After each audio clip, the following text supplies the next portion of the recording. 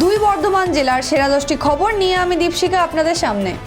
বুধবার পানাগড় স্টেশন সংলগ্ন হনুমান মন্দিরে 25তম প্রতিষ্ঠা দিবস উপলক্ষে স্ত্রীকে সাথে নিয়ে পুজো দেওয়ার পর দিলীপ ঘোষের দিকে নিশানা করে মন্তব্য করলেন তৃণমূলের মনোনীত প্রার্থী কীর্তি আজাদ।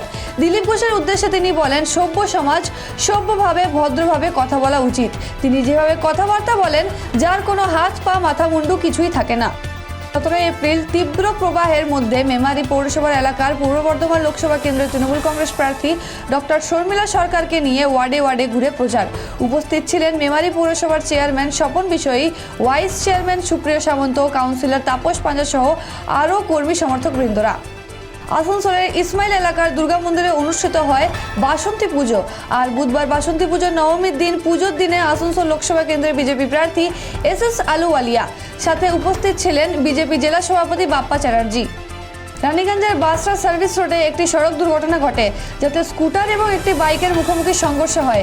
এই সংঘর্ষ স্কুটার আরোহীর রানীগঞ্জের পাঞ্জাবি মোড় এলাকার বাসিন্দা, নাম রতন সিং। কালনার 2 নম্বর ব্লকের বৈদ্যপুর গ্রাম পঞ্চায়েতের গোপালদাসপুর এলাকার রাখাল বাজার রামনবমী দোল উপলক্ষে কয়েক হাজার ভক্তের সমাগম দেখা যায় এবং এদিন প্রায় 10,000-এর অধিক ভক্তদের ভোগ প্রসাদ দেওয়া হয় মন্দির থেকে।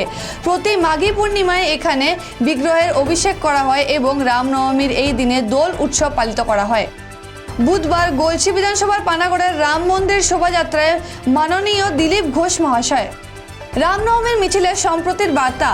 পাণ্ডবেশ্বরের ডালুরবান্ধ এলাকায় রাম নামে মিছিলে পা মেলান বুধবার স্থানীয় বিধায়ক নরেন্দ্র চক্রবর্তী। পাণ্ডবেশ্বর ডিভিসি মোড় হইতে এই মিছিল এগিয়ে যেতে দেখা যায়। ধর্মের নামে রাজনীতি করে তৃণমূল বিজেপি, শিল্প বাঁচানোর কথা বলে না তারা। বুধবার বিকেলে দুর্গাপুর নির্বাচনী প্রচারে এসে রাজার শাসক দলের ও কেন্দ্র শাসক দলকে এইভাবেই বিঁধলেন বাম নেত্রী মীনাক্ষী মুখার্জি। বুধবার সকাল থেকে চলছে রামনবমীর পুজো, তাই মন্দিরে মন্দিরে জমে উঠেছে ভক্তদের ভিড়। যদিও সকালে পুজো হয়ে গেলেও তা বিভিন্ন জায়গায় বিভিন্ন মন্দিরে আয়োজন করা হয়েছে এই সন্ধেবেলায়। বল্লভপুর হনুমান মন্দিরে পুজো কমিটির পক্ষ থেকে সেই সারা গ্রামবাসীদের হাতে তুলে দেওয়া হয়।